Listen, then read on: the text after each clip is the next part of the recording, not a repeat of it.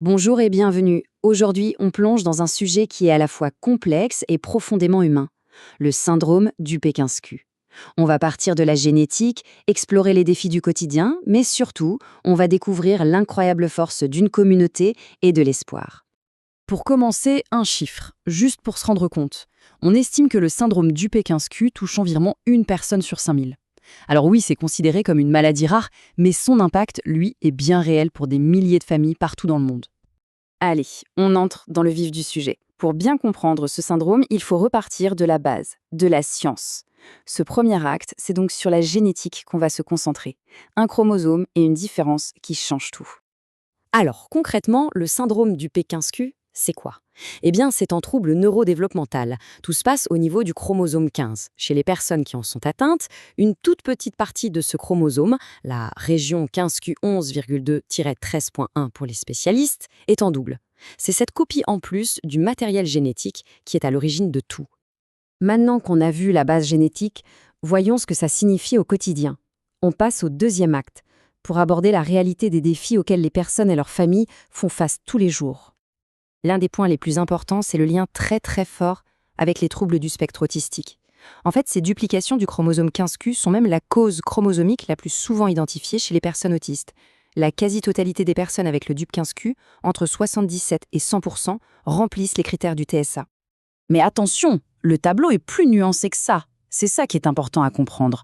Malgré les difficultés de communication, beaucoup d'enfants atteints du DUP 15q ont un réel intérêt pour les autres.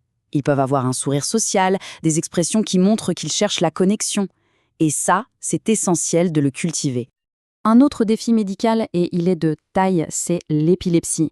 Le chiffre parle de lui-même. Plus de la moitié des personnes avec le DUP 15q feront au moins une crise d'épilepsie, et ça commence souvent très tôt, dans la petite enfance. Et on ne parle pas de n'importe quelle crise. Le syndrome est l'une des causes les plus fréquentes des spasmes infantiles. Ces spasmes peuvent ensuite évoluer vers une forme encore plus grave, le syndrome de Lennox-Gastaut. Ces crises sont souvent très difficiles à contrôler, même avec des médicaments, ce qui est une source d'inquiétude permanente pour les familles. Ok, on a parlé des défis, c'est lourd. Mais maintenant, on va parler de ce qui change tout. L'espoir, le soutien incroyable de la communauté et bien sûr, l'action.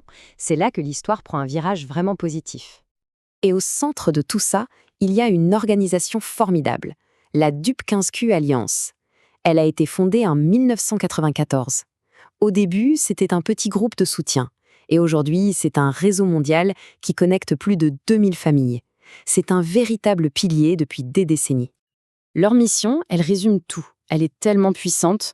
Donner aux personnes atteintes du syndrome Dupin 15Q et d'autres maladies rares apparentées les moyens d'atteindre leur plein potentiel, en faisant progresser la recherche, en soutenant les familles et en promouvant le plaidoyer. Chaque mot compte. En gros, leur travail s'articule autour de 3 grands axes. D'abord, faire avancer la recherche pour trouver des traitements efficaces. Ensuite, soutenir les familles, leur donner des ressources, une écoute, une communauté. Et enfin, promouvoir le plaidoyer pour que leur voix soit entendue.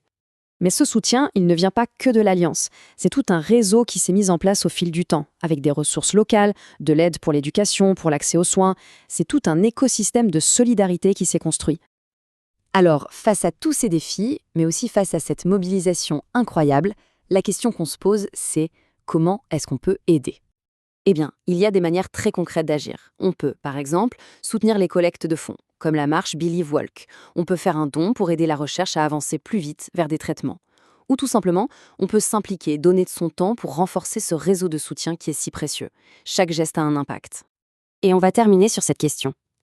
Quelle différence est-ce qu'une communauté unie peut vraiment faire? Face à un diagnostic qui peut sembler isolant, la réponse est simple. Elle fait toute la différence.